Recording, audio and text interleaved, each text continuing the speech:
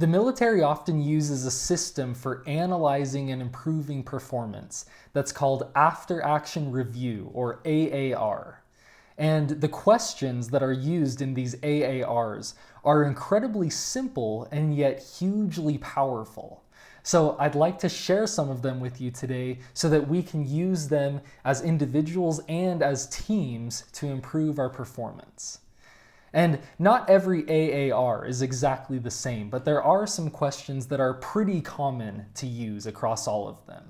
So some pretty common ones are, what were our intended results? What were our actual results? What caused our results? What will we do the same next time?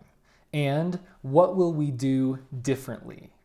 Again, very simple, but think about how powerful this data is if you take the time to really dig and answer these questions accurately.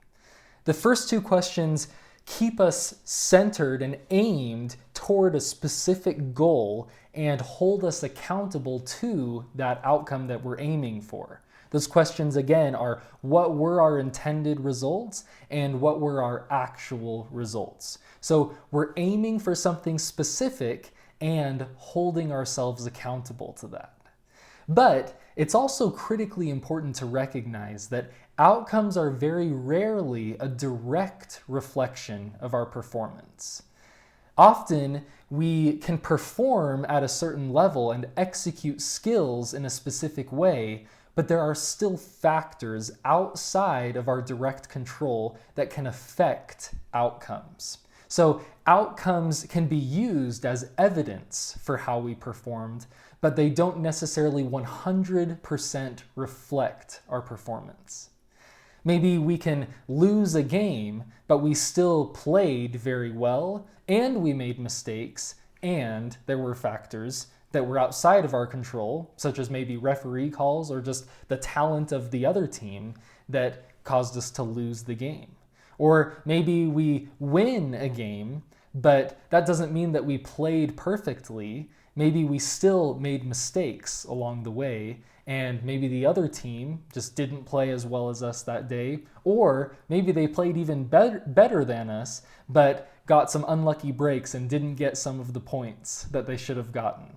So there's always factors outside of our direct control, and what we need to do is make sure that we take full 100% responsibility for the factors that we do have control over and leave the rest behind.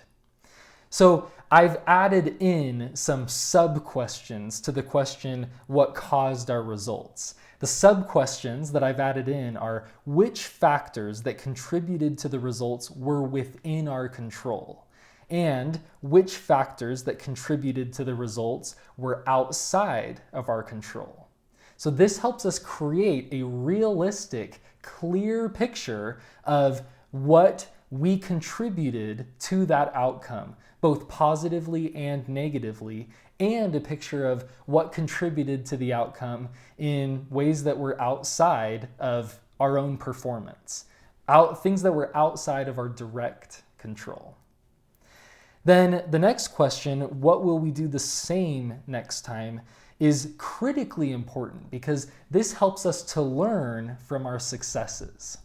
If we don't take the time to learn from what we're doing well, then it's kind of a waste of that success to a large degree. If we don't take the time to really get that learning into our conscious mind and then encode it into our long-term memory, we may have done something well just now, but we may be less likely to repeat it again in the future. So we have to actively and intentionally learn from what we're doing well so that we know what we should repeat and what we should do the same next time. And this is critically important for our confidence. We have to recognize the things that we're doing well so that we can develop trust in our abilities. And then finally, what will we do differently? This is so huge because this is action focused. So it's not saying what mistakes or shortcomings did we have, although that is an important part of the question to ask. We have to identify where we fell short. But I really like the way that this question is phrased because it's all about what are we going to do about that? And so often we identify and think about over and over and over again what we did wrong, where we fell short, but we never take the time to make a plan for how we're going to do better in that next time. And what's so powerful about creating that plan is it automatically gives us this boost in confidence. Because instead of feeling like we're stuck in that mistake and we're doomed to make that mistake again, we can feel confident that we know how to handle that situation effectively next time. Or we know what to practice so that we can begin to handle that situation effectively. We know what skills we need to develop. So it's huge for our confidence and critically important for our skill development. We need to know, what am I going to do in order to improve upon that mistake? That is how we get better, not just identifying the mistakes themselves. Thank you so much for listening today. Make sure to apply this as individuals and as teams. Ask yourselves these questions after each game, after each competition, after each day of work, after each meeting that you have. Consider what you did well and where you need to improve, and use these questions to guide that process. Thank you so much. Please like and subscribe on YouTube so that you can keep up to date on my content, and share this podcast with 3 friends. They can benefit from this, I promise you. Share it with 3 friends so that they can benefit from it just like you are, and let's go be high performing today.